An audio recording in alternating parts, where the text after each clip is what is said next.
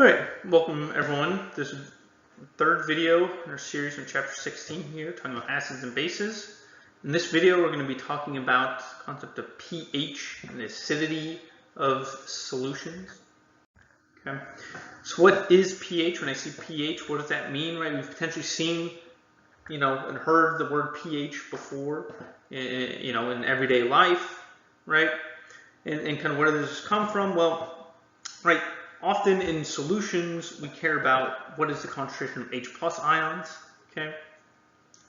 But to report and discuss those things, we're often dealing with very small numbers, okay? Right, for neutral solution, that concentration is 1 times 10 to the minus 7, right? And so we don't necessarily want to say solution has concentration of H plus ions as 1 times 10 to the minus 7 and write that all out. Just very annoying, very time consuming, right? And so to kind of make things more convenient, a long time ago, chemists defined a quantity called the pH, which is defined as just the negative log of the concentration of H plus ions. Okay, and so that's just what it's defined as, right? And so again, the convenience of this is if the concentration of H plus is say 1.0 times 10 to the minus 7. Well, the pH is just 7, right? So it's a lot more convenient to say, oh, the pH is 7 instead of the concentration of H plus ions is 1.0 times 10 to the minus 7, right? So again, that's where the pH comes from. It's just this way to define and talk about concentrations of hydrogen ions in solution in a more convenient fashion. Okay.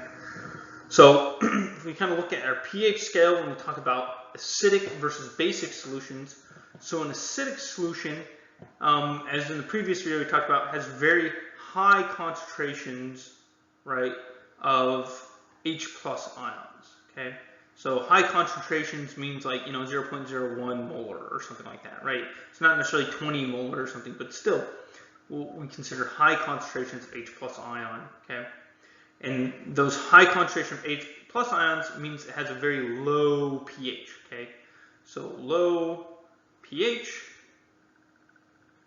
means more acidic, right? The lower the pH, the more acidic your solution is, okay? Right? While the higher the pH, like a pH of 12, has a concentration of 1 times 10 to the minus 12 of H plus ions, right? And this is more of a basic solution, okay? And right here at pH of 7, this is considered a neutral solution, okay? So a pH of 7 is neutral. Any pH lower than 7 is considered acidic, okay? And any pH higher than 7 is considered basic, okay? And again, a large pH means a small concentration of H plus. So just kind of remember this relationship between pH and H plus ions, right? Is that the smaller the pH, the greater your concentration of H plus is. The larger the pH, the smaller your concentration of H plus is, okay? And in this scale, we also have here what's called the POH, okay? We'll talk about that in just a minute. But that's related with the concentration of OH minus ions. And again, going back to the autoionization of water reaction, right? The fact that Kw equals concentration of H plus times concentration of OH minus, right? And we see at every point in this scale, if you were to multiply, okay, the concentration of H plus with concentration of OH minus, you will always get 1 times 10 to the minus 14, okay? When you multiply those two things together, right, you'll always get 1 times 10 to the minus 14, okay? Right? That's always going to hold true in every solution, okay? So the greater your concentration of H plus, the smaller your concentration has to be of OH minus, and vice versa, okay?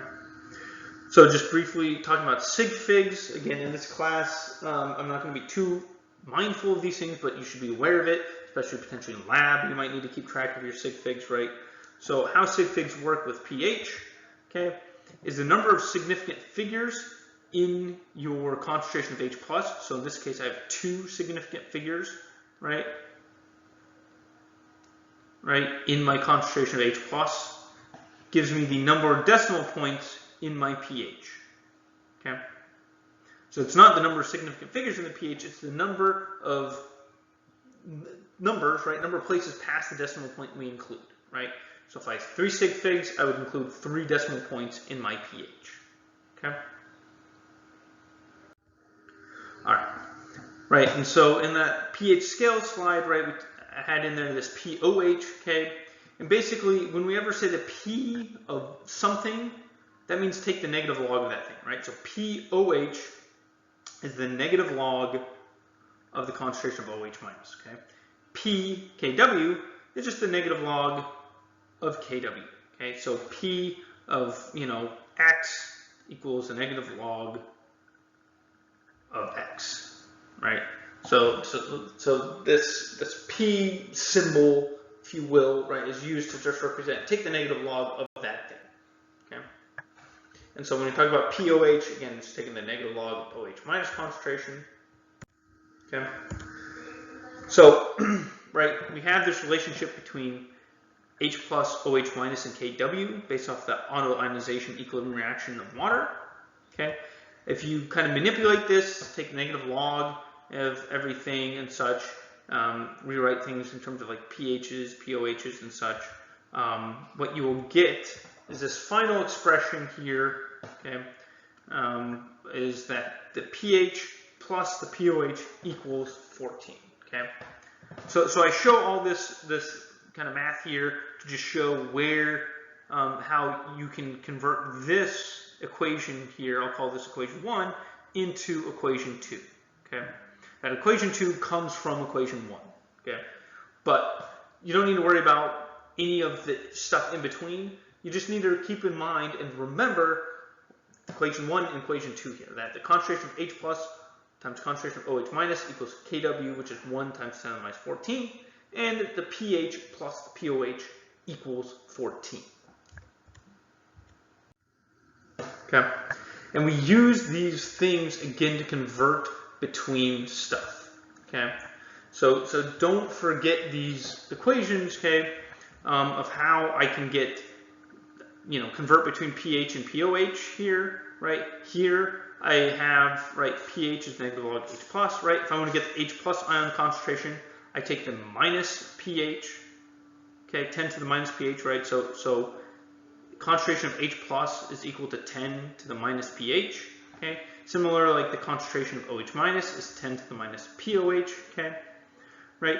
So I have a bunch of different kind of formulas, equations here, right? You should keep in mind, because we'll use it quite often when talking about acid-base chemistries, because often we want to convert between pHs and H plus concentrations to pOHs and other things, okay? And so these relationships are good to remember to use in many examples that we cover. Okay? This little chart here kind of shows you how you would use these equations to convert between different values between H plus, right? If I want to go from H plus to pH, what would I do, right? If I want to go from pH to H plus, what would I do, right? So these different, this is trying to represent those equations and how you would use them to convert between these 4 different things: H plus, OH minus, pH, and pOH. Okay. And finally, right, in the lab, often, right, we can measure pH by either using a pH meter, right? Very simple, easy way to do it, right? But another way we kind of measure the pH of a solution is by using what are called indicators, okay? Indicators are compounds that have different colors at different pHs, right? So methyl red here has a different kind of color from kind of an orangish color. You got yellow colors in a more basic solution, got kind of more pink, reddish colors in a acidic solution, right? So depending on the pH of the solution, right, these indicators have different colors. So often what you might do is you might put these indicators in a solution and then use the color of those indicators to give you an idea of what the pH is, right, if you don't have something like a pH meter. Okay? And this table here is just giving us, a couple of different examples of some different indicators and when they switch colors, okay? So kind of where the color change occurs for these indicators is where you really want to use the indicators, right? If I want to measure the pH of a solution somewhere between a pH of 4, okay, well, I would want to use, say, methyl orange, right, as my indicator, because methyl orange changes color around pH 4, right? So, because everywhere less than pH 4, it's red, right? Everywhere greater than pH 4, this guy is yellow, right? Right? And so, right, so I can't tell if I'm at a pH of 8 or 12 with, say, methyl orange, but if I want to measure, you know, if I'm curious if the pH is around 4, right, then I can use methyl orange, right, and just see when it changes from a red to yellow color and say, oh, I'm at a pH of 4, okay? And this is often done in titration problems, which we'll get to in chapter 17, and in the lab and things like that. You'll have a lot more experience using these indicators and measuring pH changes using the indicators and things of that nature. Okay.